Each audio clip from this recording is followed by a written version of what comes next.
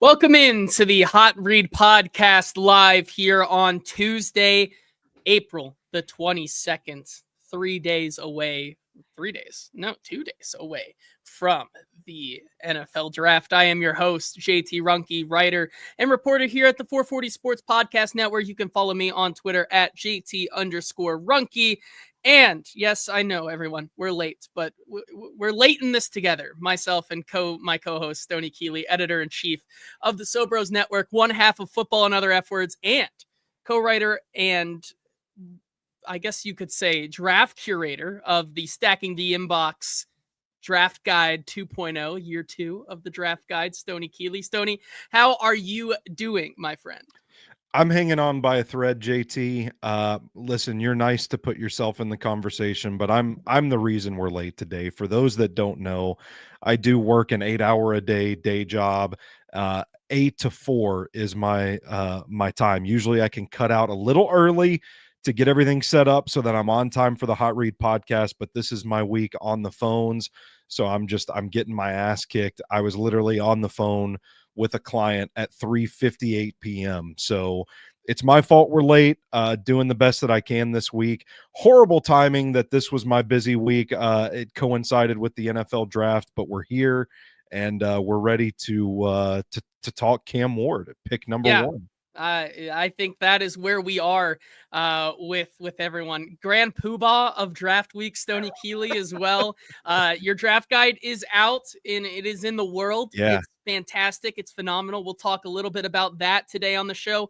We'll get to my final mock draft 3.0 today, what I think and hope the Titans do with their draft later today, as well as the Titans had a press conference where stuff and things were said. Like Zedine is alluding to here, which we'll get to. Listen, we may be a little bit late on the front end, but I don't think you guys are ready because this is going to be, like I said, and as Jacob Sane said here in the comments, we are in the untrademarked Endgame now, the last show before our weekend slate of live shows. We're going long today, people. Strap in, grab yourself a drink, grab yourself a popcorn. If you're listening to this in traffic, we got you covered for your entire ride home because today is an absolute packed episode here.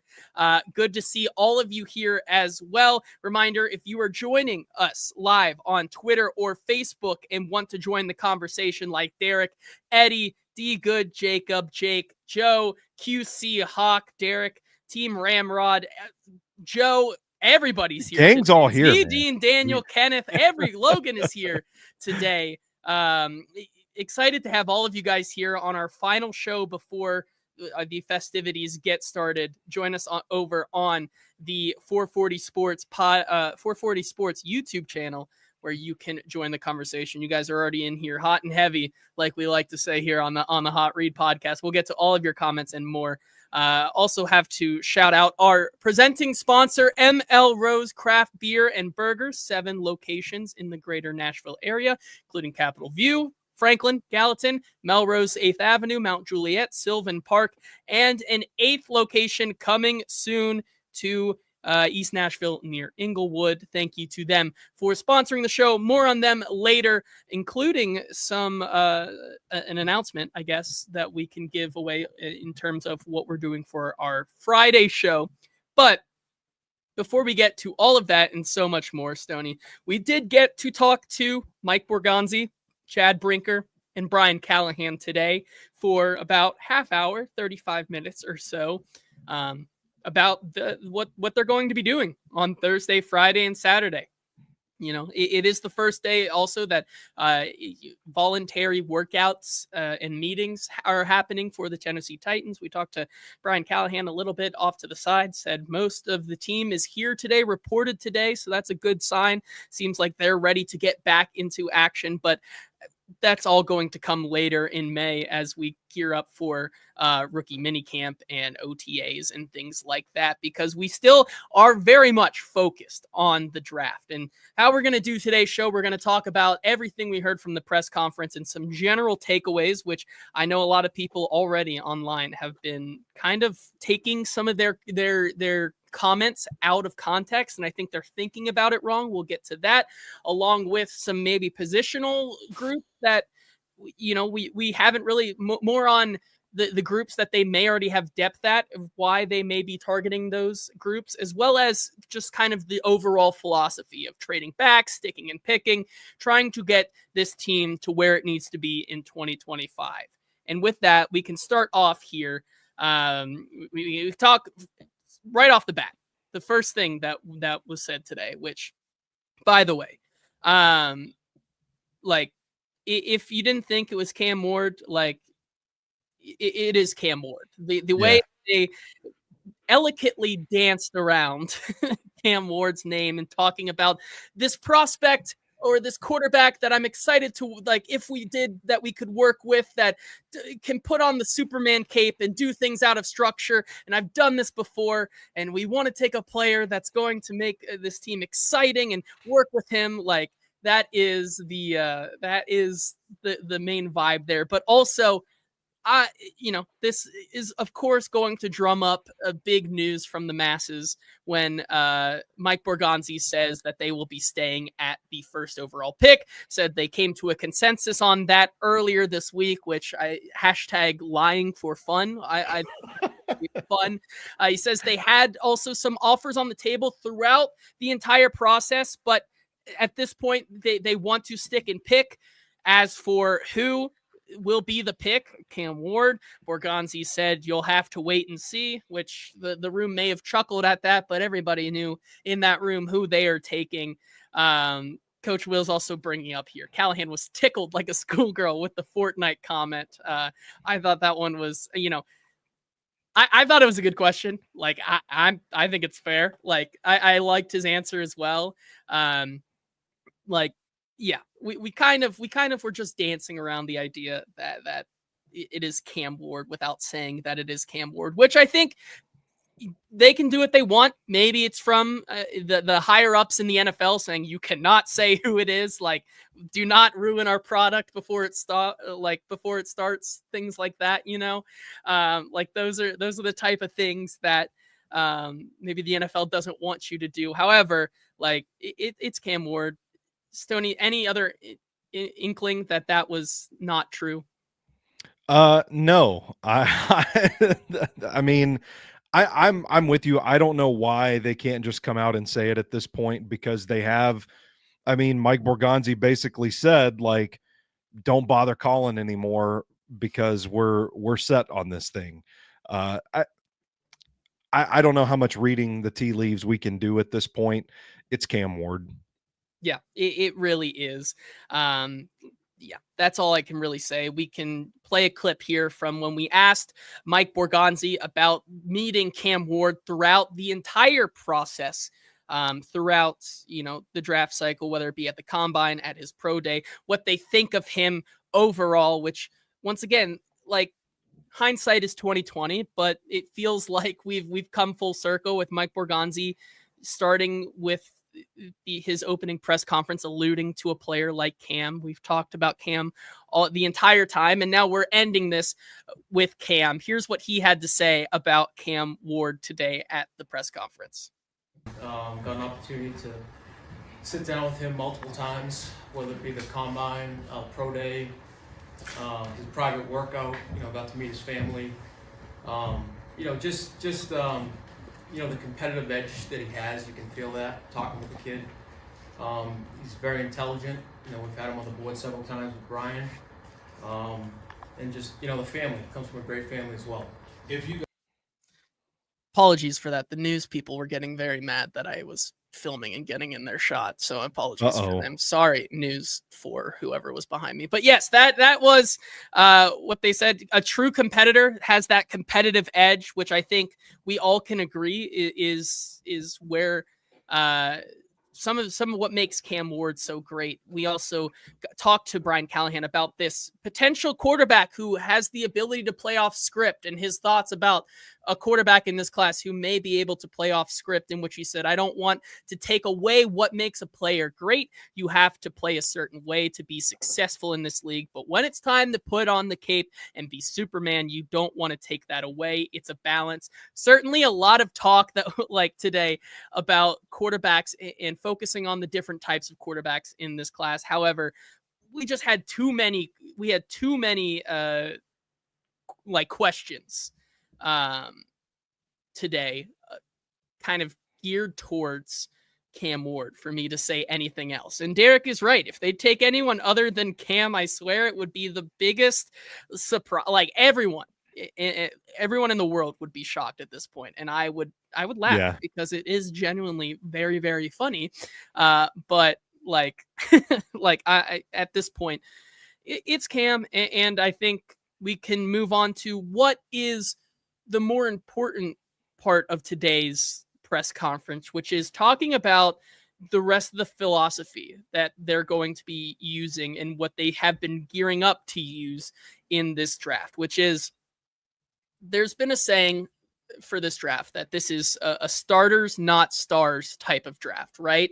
For sure. And given how many needs that this team has and how they plan to fill them, there's still a big, I guess, conversation to be had about whether it is worth sticking and picking at 35 with the best player available versus trading back to get another pick and maybe potentially fill another need, maybe rolling the dice on a player that isn't exactly surefire. And we asked Chad Brinker about that, which, you know, he said you want to take the best player available. Talked about in his career how, you know, he's made those mistakes in his career. When you want to reach just because of the need, we want to take the best player available. And this got taken a little bit out of context because people online have been like, well, if Chad Brinker's saying it's the best player available, then why are they taking Cam Ward over Travis Hunter at 1? I think those are two different scenarios, right? At 1, when you're talking about the first pick in the NFL draft, I don't think best player available really matters, right? Like you have you have any pick that you want. There is no necessarily like best player available, because best player available implies that, okay, later on in the draft, like we're not going to take this guy because of fit. We're going to take the best guy because he plays the best. Like having the first pick in the draft means you can go any which way you want. There's no ranking system. There's no looking at a consensus big board and saying this guy is still there, so we should take him over the fact that this guy fills a need, right? Like there's no hierarchy being made at this point because every player is on the table. And while I do agree with that sentiment that yes, Travis Hunter is the best player in the draft class because of the upside, because of the potential, because of the athletic ability, but when you have the ability to take the best player at a position that is more important than any other position in this entire sport, and nobody else is picked before you, like best player available doesn't necessarily matter at that point. And so I think my good friend Easton Freeze put this out there today. Like the conversation should be, instead of BPA, best player available, should be BVA, best value available, right? And at the 101, the best value for the Tennessee Titans is taking the best quarterback in this draft class in terms of what the Titans see. This is what they've thought all along. The best avenue to success, in their opinion, is to take the best value available on the board, which is taking the best quarterback in this class, not necessarily trying to subsequently fill this roster with just good players. They have the first pick. It doesn't really matter because they can take anyone. We're going to go with the one that fills the biggest need on our team. To me, quarterback is one of those positions, maybe the position where, you know, the upside at the position itself creates value. So I'm kind of further away on Cam Ward than the consensus is. If you read the draft guide already, I've got him 13 or 14 overall. I can't recall. But because he plays the most important position on the field and because his upside is immense, that creates the value at 1 overall that you might not necessarily be able to get later on in the draft. Quarterback is one of those positions. I would say it's the top of the list when you talk about positions that if you want a premier player, you have to get them early. You have to get them early because those guys don't often develop out of the later rounds. And so that in and of itself creates a value for the top overall pick with a guy like Cam Ward that has the upside that he has. It makes a whole lot of sense to me that you could pass on, even if you view Travis Hunter as a wide receiver, you can pass on wide receiver at 1 overall, even though the receiver might be the best player in this draft, because the drop off from that player to the player you get at 35 at wide receiver, let's say Emeka Ibuka, is not as great as it is from, say, a Cam Ward to a Jackson Dart or a Jalen Milroe, that sort of thing. So to me, yeah, I get what people are saying, that it's not technically the best player available, and I agree with that. But I think they're looking at it as the value of getting the franchise quarterback kind of bridges the gap between those two philosophies, where this probably is the best player available to them, and it's a good value if they can get him to hit his upside. Yeah, I totally agree with you. I think you said it so much more eloquently, better than I did. But that's the point, right? You want to take the best player at the position you need it the most. And at this, and it just so happens it lines up that the position they need the most is the position that is the most highly coveted in the NFL, right? And so that is, like Derek says, like so many are saying here in the comments, quarterback has intrinsically more value. The BPA is Cam Ward for the Titans. We can start to talk about the difference between best player available versus reaching for a need at 35 versus trade back. That's where the real conversation starts. And that's where Chad Brinker was going with this conversation, right? Because another big part of today's press conference was talking about how they are looking at the board at 35, right? Like, how they want to view that board, because at the end of the day, they have 8 picks and they're going to do their best to try to supplement their team with those 8 picks to fill some of the holes on their roster. But I got the sentiment still today that this team, even after another player acquisition cycle, even after this draft class, like, they still are going to not, like, this roster is not going to be complete and to the point where it needs to be, like, competitive enough to be, gunning for a divisional round berth. Unless you see them go from, that worst to first type of model, which it could happen, but that's very unpredictable in my opinion. I think when you're looking at it, best player available versus reaching for need is the fact that when they look at their board, what I heard today is that they have, and Easton Freeze tweeted this out, and I totally agree with it as well, they have a group of guys that they'd be comfortable just sticking and picking at 35 because it fills a need. It's the best player available that would be there on the board because of how unpredictable this first round can be. And it just is a safe pick to be a plug and play starter. However, if there's one of those players there, so let's say they have 5. If only one is there, they take that guy. If 3 of them are there, I think then they can start to really look at the trade back scenarios. And it'll be really interesting because I don't know about you, we've been talking about the trade back scenarios all offseason long. But I'm starting to get the feeling this week during draft week that there may be more interest in people trading back than teams wanting to trade up, even at 35.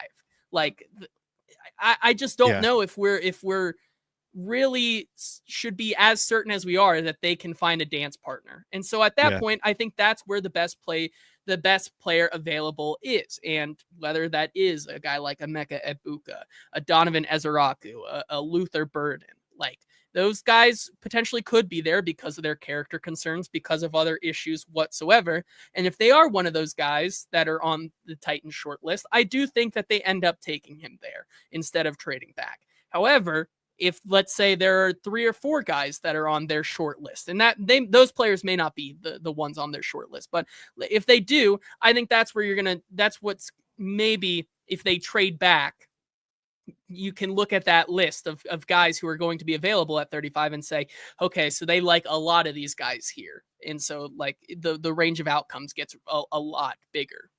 Yeah, I think it's a great class. Like from 1 to 100, you're going to get a quality contributor out of this draft class. And so Starters, I not think, stars. yeah, I only had 4 blue chip players out of this draft class. And I know that there are a lot of other scouts, analysts, whatever out there that are a little more generous than I am. But even those people, like I've seen like 9 blue chip guys, like it's top heavy. If you don't get one of those big guys, one of those blue chip players, there are quality guys at corner, at edge, at wide receiver, at defensive tackle, where you're seeing like the Abdul Carters, the Travis Hunters, the Mason Grahams, where teams are probably sitting there saying like, hey, it'd be great to get one of these guys, but we're not going to sacrifice draft capital to go up and get them when, there is like I don't know, like a Luther Burden the third there in the 30s, that there is, Donovan Ezeraku in the 30s. Like the drop off is not that big, so we're not going to give up the future picks. I do agree, JT. I think that is probably what the Titans are going to run into as they try to trade out of 35. And I don't have any sort of inclination that that's what they're actively trying to do. But I did listen to our buddy Easton Freeze on 3HL yesterday on 104.5 The Zone, and he brought up Will Levis as a potential path back into the top 100 for the Tennessee Titans, comparing kind of what Kenny Pickett has gotten recently for trade value.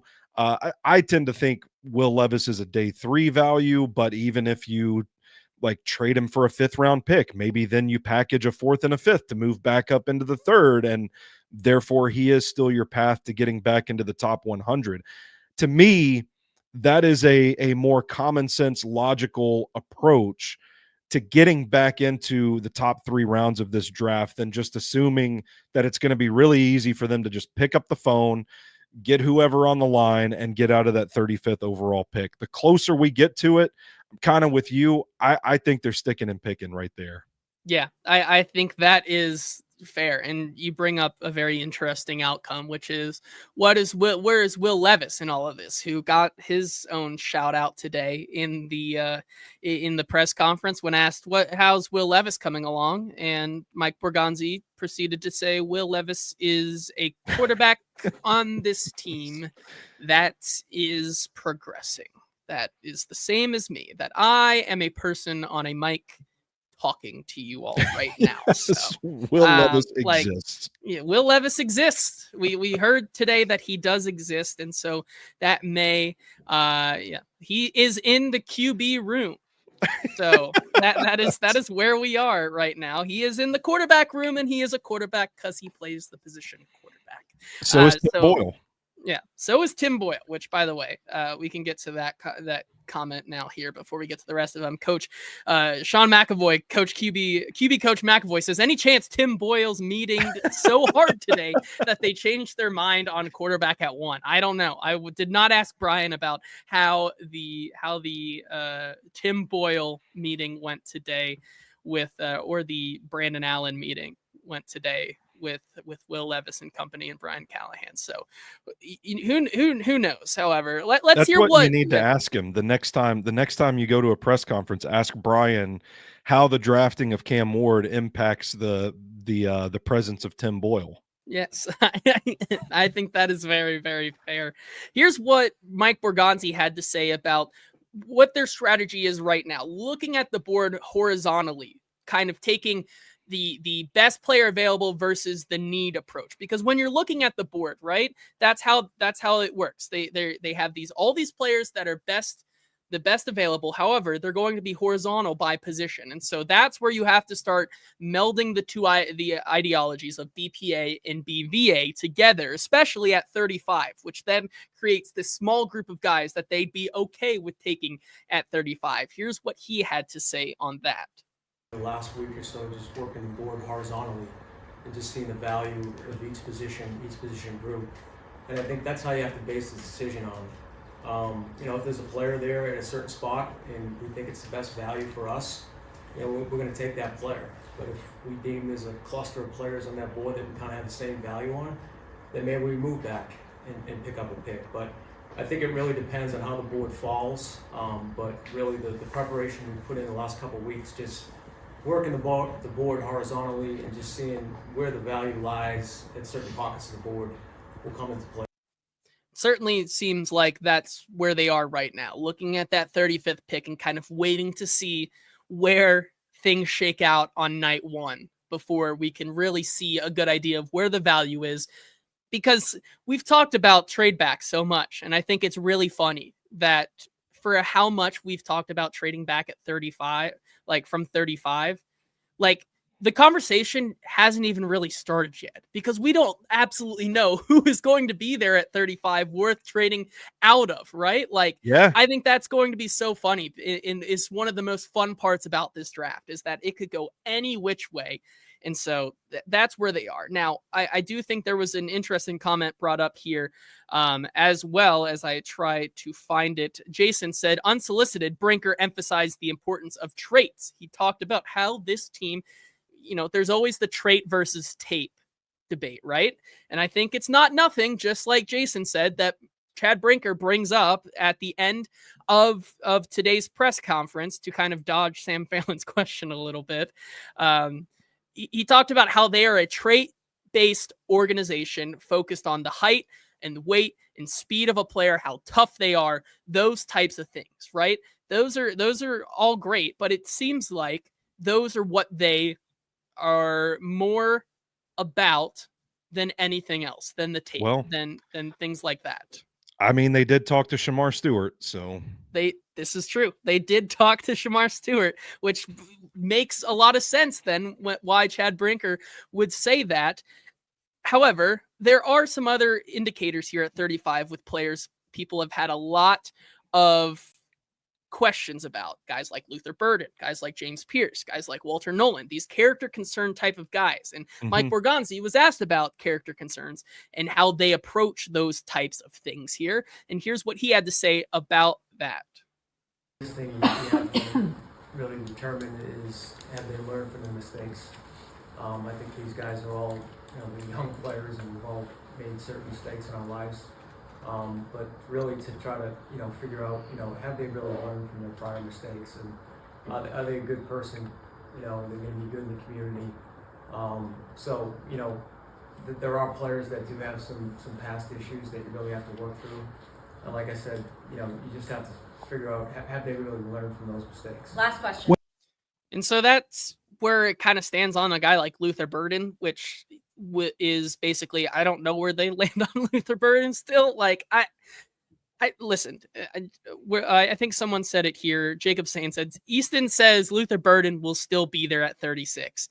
And based on a trait-based team that is doing a lot of due diligence on a Luther Burden, who may be split decision on a guy like Luther Burden as well in that room, kind of am inclined to believe him on that Luther Burden will be there at 36. Like, this is a guy who we talked a lot about on our tongue-in-cheek take purge, but I think there is still a reason, if you're looking at a team like the Titans, who are a trait-based type of team, they may not be all in on a guy like Luther Burden there. And so I'm hesitant to say that he would be the pick there at 35. I don't know if he's one of those guys who would be there. I still think he goes in the first, but if he's still there on 35, he could be one of those guys that we're talking about as that little pocket of guys they'd be okay sticking and picking at 35. One more clip here that we have today from Mike Borgonzi, which is, I think, a really interesting discussion, and it's 2 clips in one, about the rest of the draft past 35. Let's say they stick and pick their best player available, regardless of position, because we did also talk to them about why they've been talking to a lot of defensive linemen and things like that. And the answer was, we need players all over the roster. So is it feasible to say that they go best player available and it's like the best D lineman that should have been a top 15 pick but falls? Like, I'm not ruling it out at this point because of how much this team just wants to get better players on the roster. However, looking past that, at those 6 picks on day 3, there was conversation today about how you look at projecting some of those players and how you make a decision to draft a player on day 3. And I thought Mike Borgonzi had a really interesting answer on what they've done so far versus the projection of a player in, say, 2 to 3 years down the road. Here's what Mike Borgonzi had to say about that. Players, and that's really where the scouting really comes into play. When you're in those middle rounds, the late rounds, and can you project players to be starters eventually? So I think it can be done. In the past, I'm sure Chad's gone through the same thing in Green Bay. We pick players in 6th, 7th round, they've turned into starters. So that's part of the scouting process, is try to project players that can, some of these guys later rounds, so they have traits to be starters. So that's a big part of the process for us, is identifying those players that someday could become starters, even though they're drafted in these later rounds. You're trying to take the best.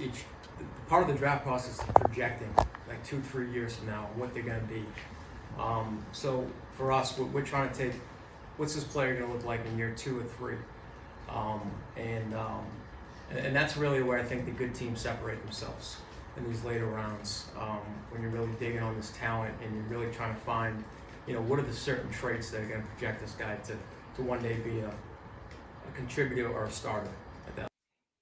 And so that, I think, is a really interesting way to look at the Titans and what they do on day 3 philosophically, right? I think we're going to see a lot of guys there, which then, when we go back to it, say, this makes a lot more sense in hindsight, or things like that. Even if they are not exactly positions of need, you maybe look at a defensive line, like a defensive tackle there, at maybe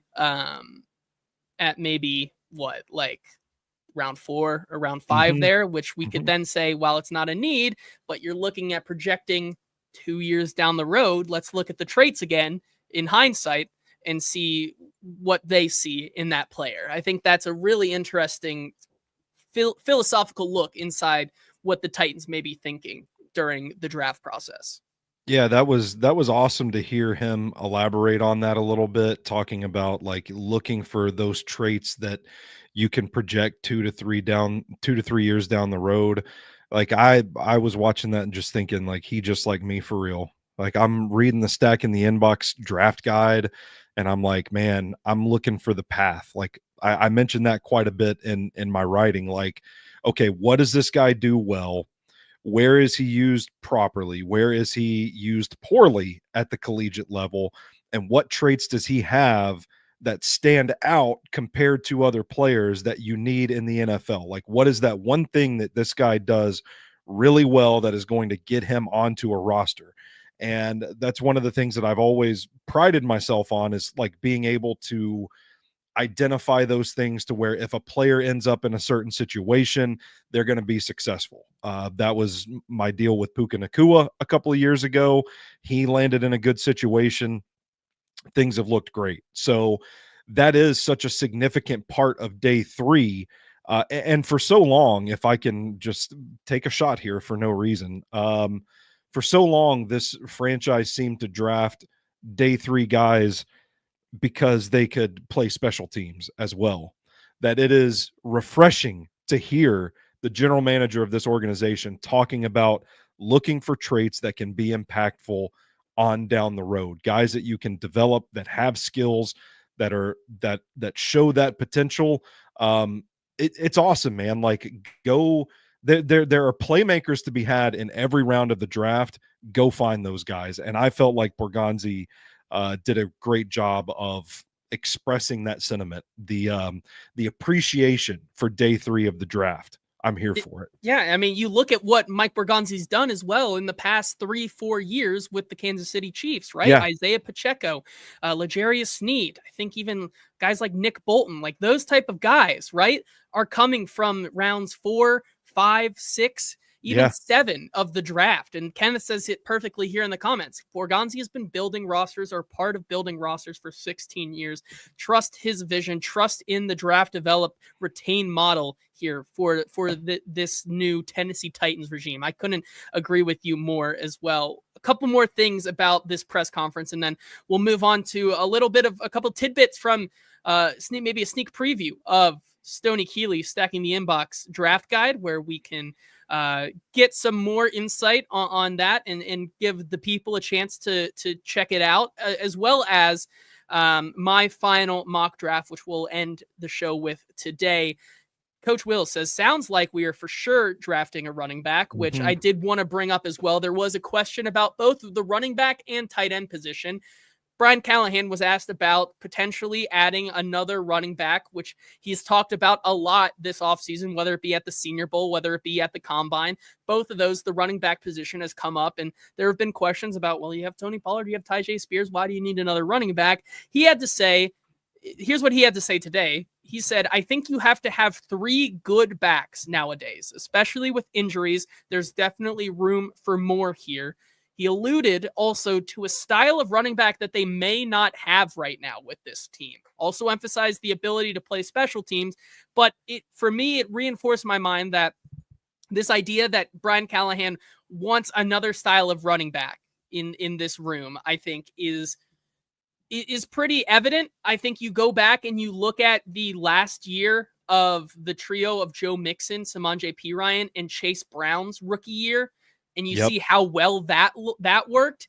I kind of think the style of play that Brian Callahan wants with his new quarterback in this new revamped offense, right? Like with Tony Pollard playing the Joe Mixon role, a Tyjae Spears playing maybe the Chase Brown rookie year role of being that pass catching back, and then the hybrid in the rookie, in the guy in betweener that they may be missing right now, who can do it all, which is the Samaje Perine type of guy. I think that's where we're headed. And so not even taking that off of my board here, that he especially as Team Ramrod says, the great white shark scatterboat cometh. Like if he's there, listen, if he's there at 103, I wrote about this. Like, I wouldn't be mad at that whatsoever, like if he was there. Yeah, and there are a lot of guys in this draft class that kind of fit the bill. I would be ecstatic with Cam Scatterbo too, because something else Mike Borgonzi talked about today was the importance of building a team. Not only does Scatterbo kind of fill the role of that bruiser, that thumper, that guy that just churns yards when you need him. You rarely see him lose yards, that sort of thing. But he's also a big team guy. I mean, we watched this dude puke on the sideline of the playoff game and then get back into the contest, put Arizona State on his back, and damn near will them to a victory on his own, man. The guy is impressive, checks all the leadership, teammate metrics that you want. I would love to see them go after a guy like Damian Martinez. But even if they don't, there are values late with guys like Jarquez Hunter. Ollie Gordon II is a guy that you've talked about a lot on this show that I think would be a really nice value in that role. Kalel Mullings out of Michigan. I think there are some options. Of course, obviously they've met with Caleb Johnson. I'm not the biggest Caleb Johnson fan, but I do acknowledge that he fits that kind of mold as well. So they seem to be sniffing around a very specific type, and this is a fantastic draft class to get that guy on day 3. Yeah, I agree there. Team Ramrod saying can't block somehow, but we take what we can. That's why you have Tony Pollard, and that's why you have Tyjae Spears, and that's why you have glorified That's why you have your glorified tight end in John Ojukwu to be doing Yeah, that. Timothy exactly. Bennett also saying Scatabo in a 3-back rotation might preserve his body long enough to There last you a go. whole season, which I think is also a plus here as well. Yeah, I am on board there. They also talked about the potential Y tight end and needing one there, one better than Josh Wiley. Hashtag never wrong, just early on the Josh Wiley train here as we approach our third year of live draft content. However, like we'll get to that in a second, but that basically wraps up today's press conference. I thought a lot of interesting nuggets that are not exactly like there are things we knew, but it was just like we peeled back like maybe a half more layer, a Yeah. half another layer of what we already knew. I jotted down a couple of notes while you were talking that I wanted to mention before we move on from the press conference. They brought up Draymond Jones unprompted when talking about like quality additions. They seem really high on him. Yep. And they talked about the versatility that he offers. He can play inside, he can line up outside, rush the passer.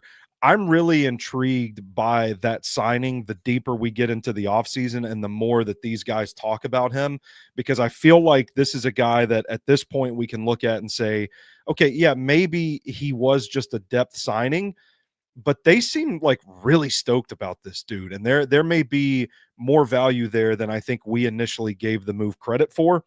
The other thing I will mention when the Bull was talking about Cam Ward, and he says, we've had him on the board with Brian.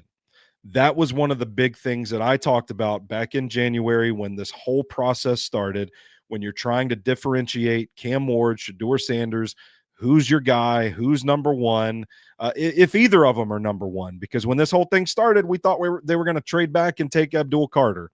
Yeah. So for me to hear Borgonzi acknowledge that, and that he does have that seal of approval from Brian Callahan to get up on that board, to start drawing all them X's and O's, to start going through plays, and for him to be stoked about it, to get that seal of approval, to me, that was just another indicator of it. This isn't just an alpha mindset. This isn't just a kid that we met and we talked to a bunch of times and we really liked him, but they think that this guy has the mental makeup to become a franchise quarterback at the NFL level. To me, that was a little nugget that just slipped in there that I thought was pretty important, building the case for Cam Ward. So I'm, you know what, stoked with it. Let's go. Let's ride. Yeah, and ultimately this will end up, Paul saying Stoney is converted. Well, Big, let's not go big that far news. just yet. Let's not go that far just yet. I got converted on Will Levis, and I ended up being right about Will Levis from the beginning. So Yeah, I'm not going to take that leap just yet. Check back in a couple of years. I think that's a very fair way to look at it. However, to wrap that up, like, yes, it's Cam Ward until we talk about this entire thing where Chad Brinker says best player available and they take Travis Hunter, and we have to just we go crazy on Thursday, which is a great segue into talking about our Thursday night festivities. Of course, we've been talking to you guys all the last week and a half or so about it. There are a few tickets left to our Thursday night event here, full live round one coverage here on the 440 Sports YouTube channel. Will be going over the Titans' first pick, when they make that pick, live as it happens, our instant reaction and analysis with all of you who will be there live with us at the 440 Sports Draft Charity Watch Party, supporting the Our Kids Foundation over at in Wedgwood, Houston, over by Sinkers HQ. Tickets links are still available in the bio. $30 for Thursday night. All you can eat, all you can drink, supporting the Our Kids Foundation. Come out and hang out with us as we celebrate the Titans selecting a player first overall, and then sit there and listen to me and Stoney just absolutely go bananas on the rest of round one. I sent out a graphic yesterday, but really, when you guys see what we've prepared in terms of live coverage for all 3 days of the draft, but specifically nights 1 and nights 2, I think you're going to be really surprised that we have some of the cleanest and most well-produced content of anyone here in the Nashville area in terms of draft content. That's going to be live on our 440 Sports YouTube channel. However, If you want to be there with us, and to coin a Stoney Keeley term here, get bonkered off that yoinky with us as we talk about the first round players that will be drafted. You can get those tickets in the bio. A couple other Q&A things real quick, because I've gotten a couple questions about this. And Tim Lee says here, hey guys, long time listener here. Good to see you, Tim, in the comment section. He said, excited for the draft party on Thursday. Do we need to physically pick the tickets up, or are we good with just the email receipt? Got a couple of questions on this, but so basically if you buy your ticket, it will be at will call at the Track 1 building in Wedgwood, Houston. All you need to do once you buy your ticket is just simply show up. Your name will be on the list, and you'll be in the event there. So no need to go to Sinkers or anything like that to pick up a ticket or whatnot. Just bring yourself, your good spirits, and the stomach space to eat, drink, and talk Titans football on Thursday. Same thing goes for Saturday, when we are once again at the Track 1 building with our live Q&A, or not live for you in person, but our behind the scenes, off the record Q&A with myself, Stoney, Paul Kaharski, Nick Suss, Braden Gall, Steve Cavendish, and so many more. Couple special guests that are also going to be showing up as we talk about all of the craziness we heard over the entire draft cycle. Your questions about this Titans roster and our opinions after the full draft, along with all you can eat from Shotgun Willie's Barbecue again, along with a 5-flight bourbon tasting curated solely by Sinkers Beverages. It's going to be a great time. Those tickets are also on sale in the link below. Once again, no money going to us, all of it going to the Our Kids Foundation, supporting children who have been suffering from sexual assault in the Nashville area. It goes to a really good cause. You're helping the children. You're coming out, you're talking Titans, and you're eating and drinking as much as you want. It's going to be so much fun. And then Friday is no in-person event, but we will be back on the 440 Sports YouTube channel live here for the second and third rounds of the draft, presented by M.L.Rose. We'll be here talking with you guys once again, getting bonkered off that yoinky, hanging out, talking all these players with some of the best content you're going to get in terms of draft-wise content here in the Nashville area. We're also going to be doing some live giveaways, and including some M.L.Rose gift card / Titans fan packs. Stoney may or may not be giving away a copy of his poetry book as well. We're going to have some crazy giveaways for you guys that you can only be a part of if you are there with us on day 2 of that live stream. Once again, sponsored by M.L.Rose. And then Saturday, of course, Stoney. Who can forget the wonderful and amazing live stream we will be having? Me, you, Zach Lyons, Easton Freeze, all back together again on the Football and Other F Words casting couches over at 104.5, going over the entirety of the third round of the draft. We got like 20 hours of live content coming up for you guys, and we hope that you are there for as much of it as possible. Super excited. Super stoked to be there with you guys this weekend. Cannot wait for all of it. It's going to be so much fun. Joe saying day 3 all day orgy. That's just, if you saw last year, we're going to be searching for the next phallic looking mock draftable from this year. Jake says he's here for the brain rot. Timothy Bennett says any Will Levis Mayo cologne give. Listen, if I can find some, I might, if I can track down some cologne, I may, that's a good idea. What was the fish thing from day 3 last year we kept laughing at? I believe that was fish spit in the comments. I hope he returns. If he does, I'm waiting for fish spit. Yeah. Yeah, it's going to be so much fun. Shipping to the UK. Hey, if you win, I'll make sure that gets to you there, Jake.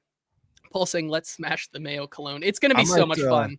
Might give away a cat. I don't know. You might give away a cat. Wow. Okay. I got one over here. He doesn't do anything but sleep in front of the window. So what good is he? I'll just give him away. Exactly. But going to be so exciting and so much fun. Like I said, we're at the 51 mark, and we still have to talk about your draft guide, and we have to talk about my mock draft. We told you guys we're going long today because it is the last episode before the draft. So might as well interact with you guys as much as possible today.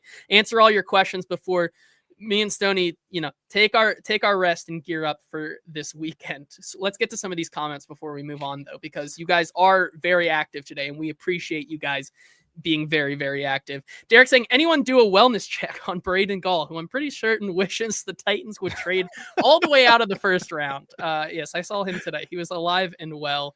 Coach Will says, happy death to team trade back today.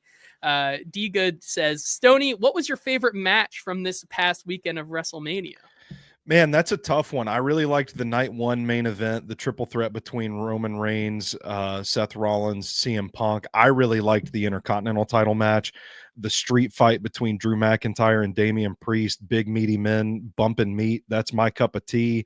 I thought that was awesome. But honestly, I think the match of the weekend was the Women's World Championship match between Io Sky, Rhea Ripley, and Bianca Belair. I think they stole the show. Yeah. I'm going to take your word for it because I didn't watch a single second of it. Kenneth saying JT and Stoney can finally have me stop saying I told you so Thursday. Yes, I'm so excited for that. Until 2 years from now, when he flames out, I'm going to be coming back to Kenneth saying I told you so. And Sanders is winning championships or something. Yeah, the Pittsburgh Steelers have won the next 2 Super Bowls. Nice. Daniel says, didn't y'all see that slip of paper fall out of Borgonzi's pocket that said Abdul Carter no matter what? I missed that one. I'm going to have to go back and re-look at the footage here. Coach Will saying Titans Twitter enjoys pain. That's what I've learned in the last 6 months. They will find a way to fight and complain just to complain. Here to that one. Alex saying, so wanting more picks was not necessarily true. I think they would like to in a perfect world, but I think at this point, when you're looking at this draft class, I think it's a class-to-class thing. Like next year, I think you're going to have a lot more potential to trade back. But this year, like we said, it's a starters, not stars kind of draft, and you have to have a dance partner, which I think fluidity is more the goal. It's not about we have to trade back, we have to trade up, we need this, we need that. I think fluidity is going to be a goal for them, having the ability to move up if they feel they need to. If a value falls, can they move up to go get it? Having the fluidity to trade back if an opportunity presents itself. I think it's more about that that state of liquidity to just be able to go with the flow that I think is the goal. Yeah, I totally agree with you there. Joe saying best pod available, BPA. Appreciate you, Joe, for being here in the comments as always. Kenneth saying poor little Levis getting his bless his heart treatment at the press conference today. Zedine saying thoughts on Will Levis being a quarterback. Big if true. It was big if he is indeed a quarterback. Yeah. Team Ramrod saying BPA Donovan Jackson at 35 Let's go. Is alive. Let's go. Daniel saying, for all we know, every NFL team has Cam as the best player on their board. We have seen 0 NFL team boards. Very, very true. Daniel also saying, watch them accidentally write Cam Scatabo on the card at 101. Yeah. Listen, anything could happen at this point. Zedine asked, how many quarterbacks do you think go in the first round? I know I said 5 in the top 34 on Friday, and not one of them is not Jalen Milroe. In our tongue-in-cheek show. If you want a real answer from me, I think it's 4. I think it's going to be surprising. I think it's the 3 big ones: Cam Ward, Shadur Sanders, Jackson Dart, and I think, man, Jalen Milroe or Tyler Shuck somehow finds their way into it, somehow. I'm not buying the agent-driven hype.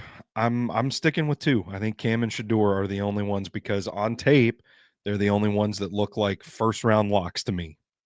Jacob Stain says, serious question. Do you think there's a renewed interest in trading up in round 2 after the prestige of round 1 has worn off? I think absolutely. At this point, I think there's no interest in trading back or trading up right now for any other team because we simply have no idea how this is going to go, right? Remind me of the top center's name again. Jared Wilson. Jared Wilson. Georgia. I don't know why I was trying to say Jordan Mason. I don't know why I got those 2 mixed up. Running back for the Vikings. But if he is there, he could go. We could see Tyler Booker go. We could see I forget how to pronounce his name as well, but the Arizona guard has also been getting some talk by big insiders that he is still in play there in the first round, which I think is wild. I don't think anybody knows what's going to happen past Like no one has any idea that's what's going to happen past, I would say, 4 at this point. Like Yeah. it's the God's honest truth. Like I think we know that the top 3, Cam, Travis Hunter, Abdul Carter in some order, and then the noise, even though I heavily disagree with it, the noise for Will Campbell to be there at 4 for Vrabel in the Patriots is just too strong for me to ignore. Well, after that, like today we heard that the Jaguars aren't even interested in Mason Graham. Like what are they going to do? Are they going to trade back because someone wants to come grab Genty? Like I have no idea what's going to go on. Like now the rumors out there that the Bears want to come up to 4 to take Ashton Genty because they know the Jags are going to take him at 5 and they want him. Like it's crazy, man. This all of this stuff is going to be boiling over the next couple of days till we get to the first round.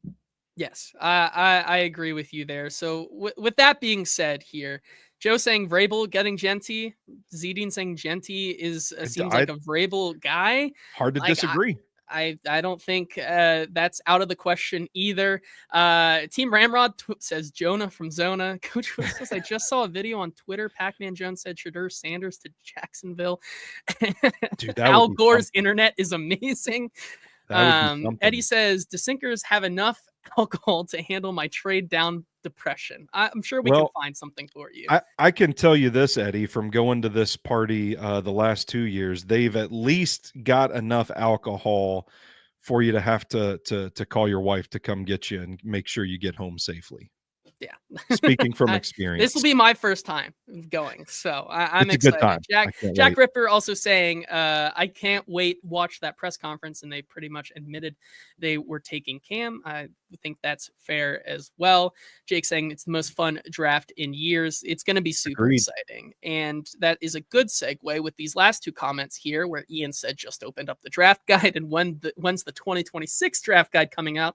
To remind you all that Stoney's draft guide with 478 pages? I thought it was 464, but I was just looking at the raw document, so I don't know exactly in the 60s dressing on it. Yeah, in the 60s right now for sure, like in the 460s, I should say. Stoney, an absolutely monstrous draft guide, which has some of the best write-ups I've seen, some of the most refreshing write-ups I've seen in anybody's draft guide here nationally. I think it's super well done, and the way that you and Zach combine the tape with analysis to make it Titan specific, I think is also super well done. And I didn't want to give too much away, but I did find at the end of the draft guide your Titans fits to be very, very interesting. And so not going to do too many here, but just going to give you the floor for 4 of these guys who out of the 20 or so that you had on your fits here to just talk about them and why they would be great fits for the Titans, along with talking about maybe your funniest eval or like giving the brief example of like one of the evals here. Grand Poobah here. Zedine saying Stoney is a stud, doesn't get enough credit. I very much agree. Thank you guys. Yeah, Titans fits. Let's start with Anthony Belton because I think that is a really interesting one. He's a guy who has been anywhere from the mid 70s, could be there on day 3 at the first pick. What makes him? He's a guy we've been talking about since the Senior Bowl. What makes him such an interesting fit for the Titans? I think it's size, it's power, it's anchor. You know, you hear Bill Callahan talk a lot about anchor and footwork and that sort of stuff. And I feel like Belton is one of those guys that is pretty clean in that regard, but he also plays with that level of violence. He's got the size. You know, they love J.C. Latham. They loved his size, mountain of a man. Belton is another one of those guys that is a mountain of a man that I just watch his tape and I think, you know what, like I can totally see this guy just dropping his anchor, stonewalling an edge rusher, you know, pulling him across the formation and just completely obliterating the end man at the line of scrimmage on the other side of it. To me, I watched his tape and felt like he was the right combination of size, power, and anchor ability and violence that this team looks for in a tackle. So prior to the Dan Moore signing, you know, you're looking at options in the draft. To me, he stood out pretty clearly. Now, this list that you're referencing doesn't necessarily mean like these are guys I think the Titans will target. I just mean of all the players that I watched in this cycle, this guy looks like he would fit in well for the Titans scheme on offense. Yeah, and I think that nugget about how Bill Callahan loves anchor is what makes the draft guide so good. Joe saying he's also super versatile. I definitely agree with you there. Another one of your favorites, the defensive interior from Nebraska, Ty Robinson. Another guy you've talked about ad nauseum on other shows besides this one. I wanted to give you a little bit of room to maybe just say why his type of game may translate to the Titans. Yeah, I mean, I've said it before. I'll say it again. Don't tell Ty Robinson the Bad Boy Mowers Pinstripe Bowl doesn't mean a thing. Not a meaningless bowl game. That dude was out there covered in dirt and mud, playing his ass off for 4 quarters. You see the burst off the line of scrimmage. You see the versatility, the alignment versatility, I should say. He can line up over the center. He can line up over the guard in the gap. They even put him out wide and had him rushing the passer. Really good burst off the line of scrimmage. I think he's got really good hands. He flashes some pass rush ability. He flashes the ability to walk a guy back, specifically when he's matched up directly over smaller centers. I think he can really take advantage of those matchups. He's got some explosiveness to him. And when you look at a team that needs all the pass rush help they can get, needs all the fortification along the trenches that they can get, this is a guy that seems to really play hard and has a really robust toolkit at that defensive line position. I think he'd be a great addition here. And then one more, a guy that you talked about a little bit and kind of wraps into, connects back to our discussion with the press conference today. Damian Martinez, Cam Ward's former teammate. What about his style of running back would be such a good fit for what the Titans are looking for in this year's class? So he's pretty high on my running back rankings, and it is because I think there's a little more juice to his game than some of the other power running backs that they're looking, sniffing around, like the day 3 kind of guys. I really like Jarquez Hunter. He's another guy that I think has some juice that doesn't get the credit that he deserves. But man, the tape for Damian Martinez is just, it's so good. Like he can plant that foot, cut, decisive runner. And then you see him, some people criticize him for it. It's like he doesn't even try to evade tacklers. He's just going to run right through you. Not like the biggest, bulkiest guy in this class to do that, but he runs with power. He's decisive. When he makes his mind up that he's going to churn yards, he's going to churn yards. There is a touchdown in the Louisville game where I'm not kidding. Like I stopped, rewound it, and counted 8 guys that had a chance to tackle him. And 3 defensive backs had an arm on him as he was carrying them into the end zone for a touchdown.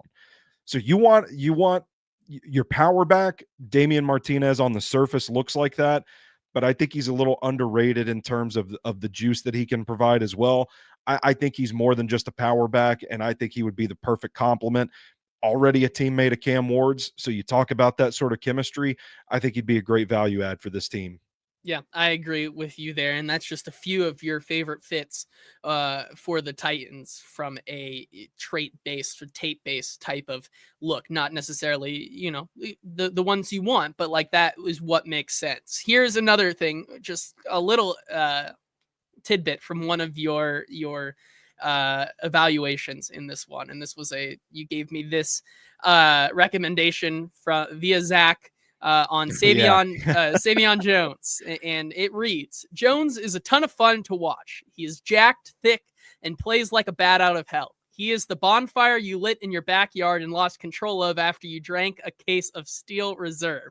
Doesn't matter if there's 1 of you, 2 of you, or 3 of you. He's fighting whoever is in front of him. Just simply like the best, the best way to describe some of these players that I would never even have thought of. And I think it's just absolutely amazing. If you have not checked it out yet over on Stacking the Inbox, you have to.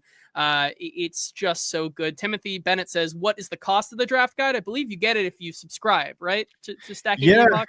And so I'm sure Zach would not like me spreading this because he wants people to subscribe and enjoy Stacking the Inbox year round. But I'm pretty sure you could just subscribe and then unsubscribe after, you're done with the draft guide if you wanted to, just to get that in there. It's great marketing right there, Stoney. I'm a man Real of the team people. player. I'm a man of the people. I'm not I disagreeing listen. with you. I think it's worth the subscription. You get JT's work year round. You get Zach's work year round. I'm doing scouting reports, film studies year round. I'm going back to, now that the draft is over, some of you have heard me talk about this project where I'm charting Brian Callahan's offense from 2024. I'm going to start digging into that a little bit more. Who knows what I'm going to share from that.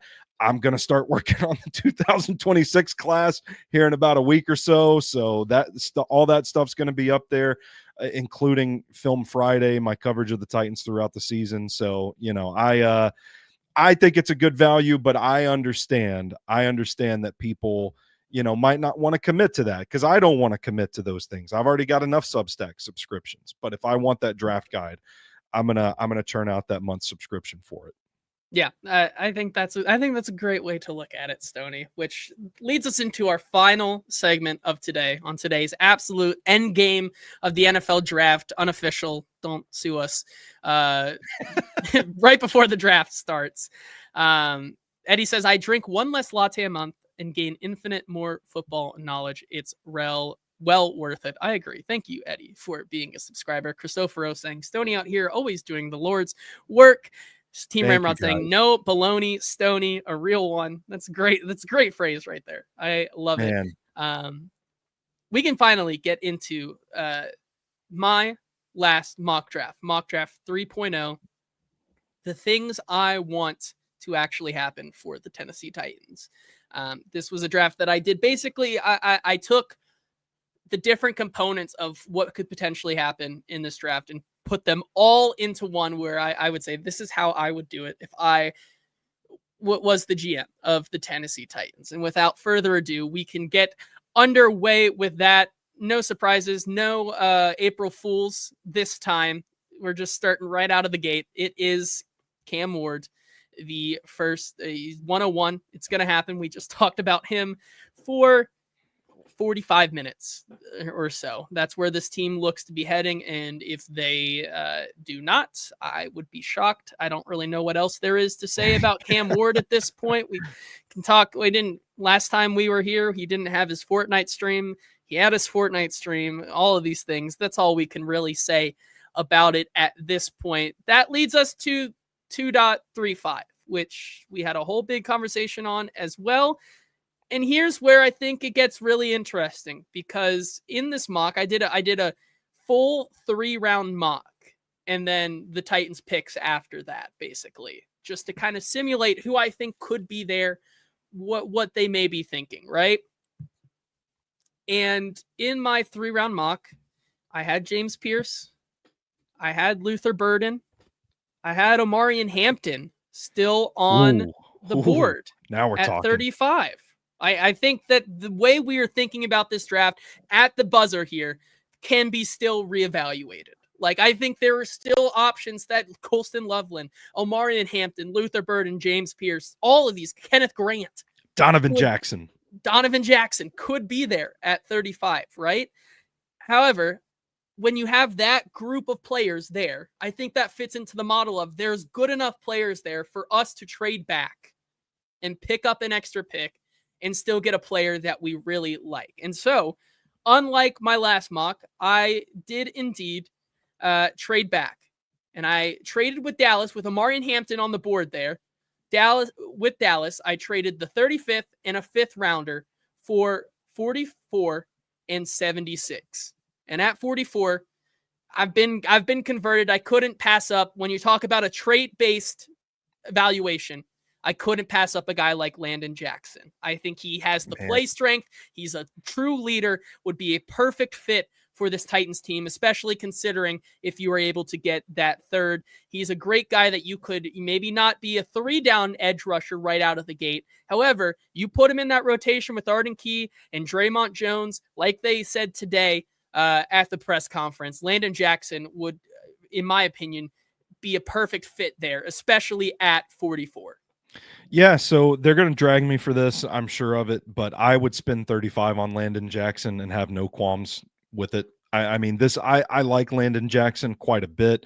You touched on it a little bit, JT. The leadership traits, the experience. I think this guy went to the combine and put on a show that I don't think that people necessarily expected him to put on. And it's a situation where the tape and the testing lines up, but it's a little sneakier than you'd expect. Like, there's not a lot of like speed moves on Landon Jackson's tape, but you see the speed show up in his burst off the line of scrimmage, his coordination. You go back and watch the LSU game, he's going one-on-one with Will Campbell, and he's able to kind of slap his hands around while keeping his feet churning. The coordination is there, the burst off the line of scrimmage is there, and then you do have the power moves. Like, he's not a bendy guy that's going to like turn the corner and come back to the quarterback, but this is a guy that has a mean speed to power. And to me, that's an element that the Titans need. They have a speedy edge rusher in Arden Key. Let's get a guy that can come out there that can set the edge, that can play hard, that can power rush, that can do a lot of different things and adds a presence in the locker room. I'm completely on board with the Landon Jackson pick. Yeah, I think I've been converted, and I'm with you at this point, right? I think he would be, especially when you're looking at it as in this developmental style role where we are projecting these guys now 2 to 3 years out. Like, I think there is still room to grow for a Landon Jackson. And I do think that he could be a valuable piece in 2025, especially with, what we've heard, the traits, the production, getting after the passer, those types of things. Or Zedian says bets on Isaac Tesla being on JT's mock. Team Ramrod, Daniel Jeremiah has Tesla in his top 100. Like, it's over, boys. We lost. Yeah, it's over. We lost on that one, unfortunately. Tesla going on day 3, maybe, or I'm sorry, day 2. Listen, I mean, you talk about. I would do it. But that's wild.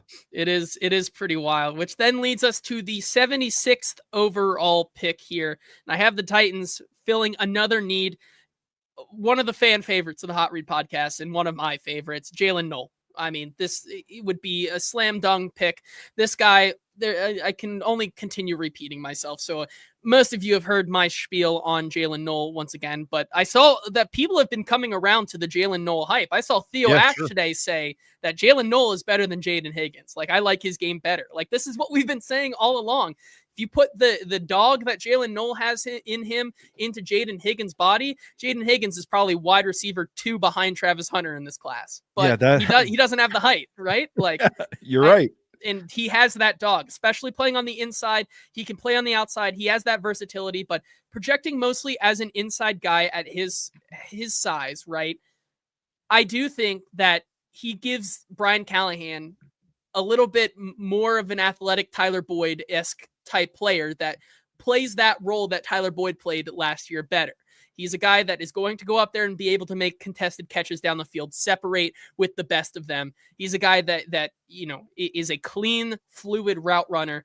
And despite his size, I think he still has maybe some of the best play strength in this class. Like, I don't think that the size is a concern for me as all, especially if you can get him in the 3rd round there, which, listen, who knows at this point? Like, I keep saying, like, these players aren't going to be there, but then again, like, they totally could, because we talk about how crazy this draft can be. So picking up a 3rd here and taking Knoll there, I love it.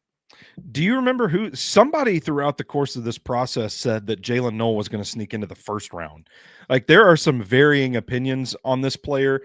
Some people see him exclusively as a gadget guy, and maybe he is at the next level. Iowa State certainly wasn't afraid to move him around the formation and play him outside, but maybe that changes. My thing is, who cares? Like, if this guy can get deep and make plays out of the slot, that's still a valuable commodity in today's NFL. And point blank for the Tennessee Titans, boys, you need playmakers, you need speed, you need some juice in your passing game.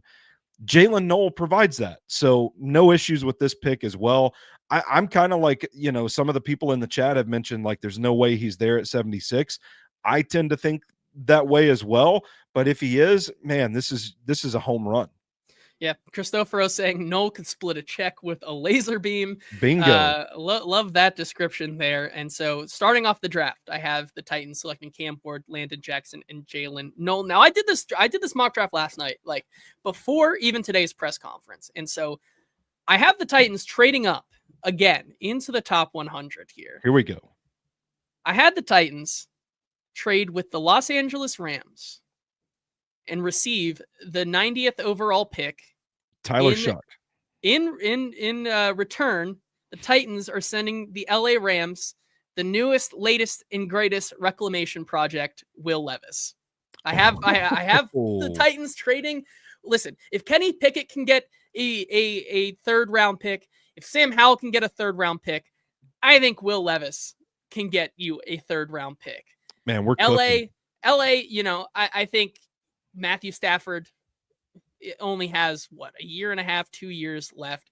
You saw what the 49ers were doing with a guy like Sam Darnold. I think you could look at a team like the Rams. You look at the kind of play style of a Will Levis.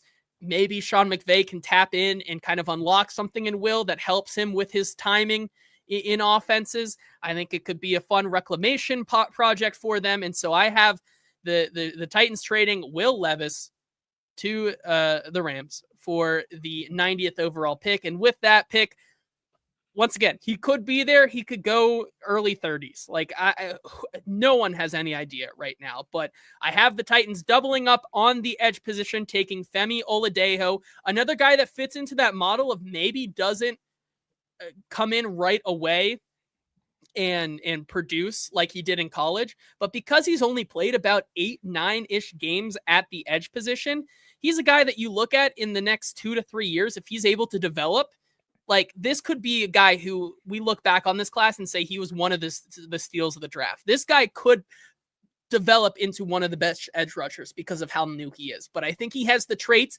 I think we saw the production that he had in his very short time playing the position at UCLA. He has that linebacker type edge and feel to him as well to be able to pick up on run blocks and things like that. This is a guy that I think if you're able to get Landon Jackson, Femi Oladejo, and pair him with Arden Key and Draymond Jones and create that kind of Commanders or Buffalo Bills type of rotation at the edge that keeps an offensive line always guessing, like that kind of solves your problem there in year one, while also giving these two guys in Landon Jackson and Femi Oladejo the ability to develop at maybe a slower pace than throwing them right to the fire. Yeah, you nailed it, JT. I think Oladejo has good length. I think he's got a nice little pass rush toolkit to work with, gets after the quarterback. And hell, this team might need a linebacker too. If it doesn't work out, or if you need bodies in the linebacking core, he can drop back and play that role as well. So a little bit of versatility there as well. Home run pick again. All right, with the first pick in the fourth round, 103. He was there for me as well. I'm taking Anthony Belton, a guy we just talked about. He's a guy that I think can play really anywhere on the offensive line. And I still have this idea that we're projecting some of these guys 2 to 3 years out when they are going to eventually need a left tackle or a right guard. This is a guy who I think can learn underneath Bill Callahan, be that swing tackle that they need after releasing MPF this upcoming year. I think he can slot in and probably play with the best of them and be competent and be consistent. But I think there's so much more to his game. If he was there and falls to day 3, I love him, and I would take him right there with my next pick here in the fourth. Another guy who, friend of the show, former host, Easton Freeze, said earlier today or yesterday, like the player outside of Cam Ward he's so sure of that is a Titan is Quincy Riley. And I tend to agree because, like I said, the Titans' biggest import on NFL players and goods is from the Louisville secondary group. And Quincy Riley, I think after we heard from Mike Borgonzi today talk about you need depth everywhere, this team could stand to add yet another depth guy in that secondary room, especially with injuries, especially with the questions of L'Jarius Sneed. I know that was a little bit of an awkward moment in the press conference today that we didn't really talk about. But Quincy Riley, I think, plays a slightly different game than Jarvis Brownlee, and I think the size is different for sure. But the way they've been taught at Louisville just translates so well to the type of defense Denard Wilson wants to play, and I think that would make him a nice depth piece in a role player in 2025. So 4th round, I have Anthony Belton and Quincy Riley there with 103 and 120. Stoney, your thoughts? Yeah, so I've kind of been on this idea with Belton or to go to the Belton pick. I've been kind of on this idea that I wouldn't be surprised if they took an offensive lineman in this draft, because the contract for Dan Moore, like, you're still paying him based on potential, but what if he never really sees that potential? If nothing else, worst case scenario, his addition maybe buys you a little bit of time to find the next guy. So you have that guy to develop to the theme we keep coming back to on this episode, 2 to 3 years down the road. Belton is a guy that could fit that role. I do also think he offers the versatility to kick inside and play right guard, and could be your contingency plan for Kevin Zeitler. Now, the thing that has me kind of concerned about this theory is that, well, the Titans just brought in 3 new offensive linemen last week. So I know these aren't necessarily guys that they're going to develop to be the guy at their position on down the road, but it kind of makes me feel like they're not really looking at drafting an offensive lineman this weekend, that maybe they hit the undrafted class a little bit hard, because it is a pretty deep guard class. I do think there are going to be some fun developmental centers that slip through the cracks of the draft, and maybe they think we're just going to tackle that and we're going to ride into the season planning for Dan Moore Jr. and for Kevin Zeitler to be the guy, and that'll at least buy us another year to get us to next year's draft. That's kind of where I think it seems like their head's probably at with the offensive line. But me personally, I would endorse the drafting of Anthony Belton. With Quincy Riley, I do think you're right stylistically. Like, he's a scrappy, feisty guy that can punch a wide receiver. I felt like at the Senior Bowl, he really played with a great sense of anticipation. Something else we saw the year before with Jarvis Brownlee. It's like anticipating route breaks and undercutting them to make a play on the ball. Incredibly savvy skill set at the cornerback position. You get into round 4, you start talking about guys that have significant issues that make them a round 4, a day 3 caliber prospect. With Riley, to me, there's a sense of awareness that seems to be lacking sometimes. He gets his head around and he's peeking into the backfield a little bit too much. He's watching the quarterback instead of really like manning the ship. And the next thing you know, wide receivers can spring wide open because he's lost track of them. I think that's something that he's got to rein in. But you were talking about a pick at 120. Like, this guy is still talented, might even move inside the slot. I'm going to listen, we're in a good mood today. Everybody's having a great time. I'm not gonna bring up any potential future needs at slot cornerback. I'm just gonna say Quincy Riley offers you a little inside-outside versatility as well. So I'm good with both picks, JT. And for the sole 5th pick in this mock draft here, I have the Titans selecting one of those guys that they've had a touch point with, Cameron Jackson, not edge. I don't know why I put an edge, but he's a defensive interior lineman from Florida. Listen, just the size alone makes this a guy that I'm worth betting on, especially when you're talking about a team that is a trait-based type of team, right? 6'6", 328, just at that size alone. I think you put him next to a guy like Jeffrey Simmons and T'Vondre Sweat and have him learn underneath those guys, you're going to get a special athlete out of him just because of his frame and his size alone. You know, the ability to rush the passer and the move set is not his forte, but if you want a run stuffer that you can project in the next 2 to 3 years to be next to T'Vondre Sweat and just fill up even possibly more space than Jeffrey Simmons and T'Vondre Sweat currently fill up, like, Cameron Jackson is the bet there. And he's one of my favorite guys on day 3, especially at that defensive interior position. And so they've been linked to him. And I think if you can get him there at 141, I think that's well worth the investment. Absolutely. Cam Jackson is one of my favorite day 3 values along the defensive line. He's more of the brick wall type than the disruptor. I think you've got a guy that has a frame 6'6", 328 pounds or whatever. I might have jotted that down wrong. Leviathan, point blank, just a big dude out there. And you see issues where like it's harder for those guys to kind of get their pad level down and win leverage battles against some of these smaller, more square offensive linemen. But it's you're drafting him to be the brick wall. You're not drafting him to necessarily win leverage battles and get to the quarterback. This is a guy that there was a play in the Texas game that I made note of when the Gators were down 49-17 at this point in the game, and Jackson was out there still playing his ass off. He gets knocked down to his knees right off the snap, and he still holds the block. Like you can watch the game and he's down on his knees and he's still holding his gap so that they can't run through it. I mean, this is a guy that is like pure power personified. I would be stoked with his addition. I was stoked to see that the Titans were kind of sniffing around. I think he adds a little bit of beef to that defensive line for sure. So the Titans don't have their other 5th round pick because of the trade with the Dallas Cowboys earlier in this mock draft. So with the first pick in the 6th round, we heard the Titans talk about how they kind of sneaky need a Y inline blocker tight end today during the press conference.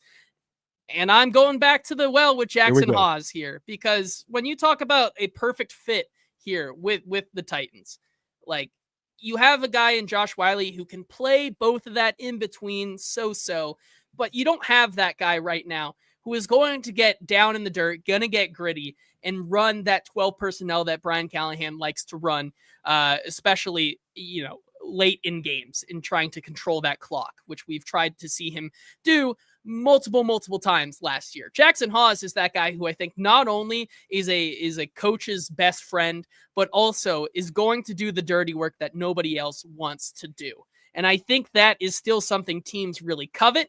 I don't know how high up on the on NFL boards that is coveted. However, at 178, right, I think, doesn't possess a lot of upside in the receiving game. However, I think he could get there with where Nick Vannett was last year. Like, I think that's obtainable for him on his ceiling, but you're really drafting this guy to be an inline blocker and to get down in the dirt and get nasty in the trenches. And that's why I think he is such a high priority for this team. And I have him going there with 178.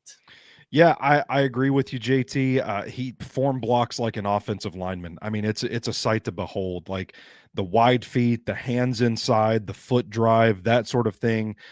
He is a menace, and you love to see a guy built like him that just seems to enjoy just putting people in the dirt. But I'll say this to add to your evaluation of Hawes. I think there's some underrated potential in the passing game with Hawes. He has some pretty nifty movement ability. It's not like he's going to go out there and break anybody's ankles, but when you got a guy that can chip and then sneak up the seam, stop and turn, he's pretty fluid at that. I think he could be a pretty good safety valve option. He's pretty smooth getting out to the flat on those like quick outbreaking routes right off the line of scrimmage. Not saying that this guy's going to, run right by a safety on a deep post or anything like that. But I think you get him in contested catches with like slot corners, smaller linebackers, safeties. I like, how do you body this guy up? I think there is some potential for Jackson Hawes as a more traditional inline blocking Y tight end, but I do think that he can be a safety valve for Cam Ward in this situation. Yeah, and so that leaves us with one more pick, and just like my last mock draft, no changes here, because I do still think that they will covet a running back in this class, and outside of maybe the UDFA market, like I think they'll think it'll be worthy of taking a running back here rather than waiting for the UDFA market. So I have them taking Ollie Gordon with their last pick, right? A guy who can be that in-betweener between the thumper of a running back that you need, but also is still able to catch the ball. He had 38 targets, 30 catches, 0 drops last year. Not going to be a problem there. A very plus pass blocker and a thumper in between the tackles. This is a guy that's going to do it all. I don't know if he's going to be available there at 188. He's another guy that I could see going in the early 100s or being there at 188. However, I think he is that guy that I could see the Titans targeting overall. And so that is my mock draft. However, before we recap that, I do have 3 UDFAs. Here we go. That I also would want the Titans to target as well. And I know that this was a need that was not addressed here in this class. However, Eddie says I need one of these 6-rounders to be a safety, JT. I think the Titans could do well to look at this safety UDFA class if Dan Jackson is there. As a UDFA, I like him as a target in the wide receiver market. I do think that the wide receiver out of South Alabama, Jamal Pritchett, a guy that they have met with, who was also at the Senior Bowl there, could be an option there where you could see them double up at receiver, and he could be an interesting guy who is fighting for a roster spot when it comes to the training camp. So he's my wide receiver pick for UDFA. And then for linebacker, another position that I don't have them looking at here in the draft, but I do think Chandler Martin out of Memphis is worth signing as a UDFA. He's a guy who I think at the next level, is a little undersized at 5'11", but I think plays better than his height and could be an interesting body in camp as well. So Dan Jackson, Jamal Pritchett, and Chandler Martin are my 3 UDFA guys I have the Titans targeting as well as this mock. There we go. Jamal Pritchett, by the way, if I'm not mistaken, they have had 2 touch points with him this in the build up to this draft. And I talk about my weird gaps in tape sometimes. Couldn't find like the Boston College offense for the longest time. I had like 1 game to evaluate Drew Kendall with until like the 11th hour. I managed to scrounge some up, but the South Alabama offense, I had never got any tape for. So but I wanted to evaluate him. And so you watch him at the Senior Bowl, you watch the highlights, all that sort of stuff. And it's like, this is a dude that has the speed and separation ability, offers value as a returner as well. Like I kind of look like nobody seems to be really talking about this guy. I think there's probably a pretty good chance that this guy ends up a Titan by the end of the weekend. Yeah, I would agree with you there. I just have that same feeling there. So to recap, if you want a full recap of this mock draft 3.0, my final mock, the Titans make 2 trades, which include sending Will Levis to the Rams for a 3rd. All roads lead to Cam Ward at 1. The Titans trade out of 35 and select Iowa State wide receiver Jalen Knoll at 76, Landon Jackson at 44. From the 3rd acquired for Will Levis, Tennessee doubles up on edge Femi Oladejo out of UCLA. Tennessee grabs an NC State tackle Anthony Belton and Louisville cornerback Quentin Riley in the 4th. The towering D lineman Cameron Jackson from Florida in the 5th, and rounding out this draft with Jackson Hawes and Ollie Gordon for the offense in the 6th. And that is going to do it for my mock draft. That is going to do it for our pre-draft content. And Stoney, unless you have one more thing today before we get out of here, that is going to do it for the Hot Read podcast today. I don't. My head hurts. I forgot to eat today. I've been really busy. I'm going to go make some tacos. I love it. Just a reminder, we will be live on Thursday for full round 1 coverage of the NFL draft at the 440 Sports Draft Charity Watch Party. You can join us live in person there. All you can eat, all you can drink, provided by Shotgun Willie's and Sinkers Beverages. Come out, guys. Have fun with us.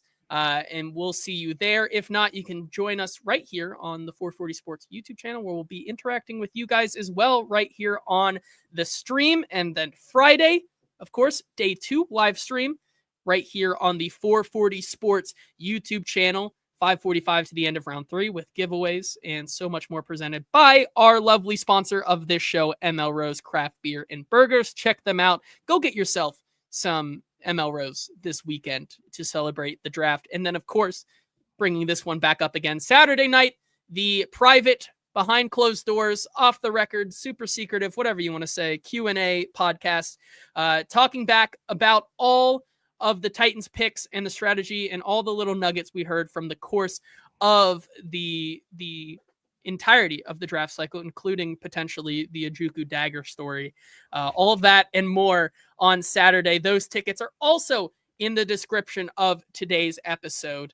It's been a lot of fun this offseason, and I think we've done it almost better than ever on the Hot Read podcast. And I have only you to thank, Stoney, but we're not done yet. Can't wait for you guys to see what we have in store for you on Thursday and Friday night. QB Coach McAvoy says, good job, fellas. Have a great weekend. Always great to see you here. Zedian says, great pod. Now back to terrorizing 12-year-olds on Marvel Rivals. Timothy Bennett says, until Thursday night, fellas, see you in person Saturday night, which is all right for fighting. There we go. Excited to see you guys. Until Thursday for our live NFL draft coverage. This has been the Hot Read Podcast. We will talk to you then.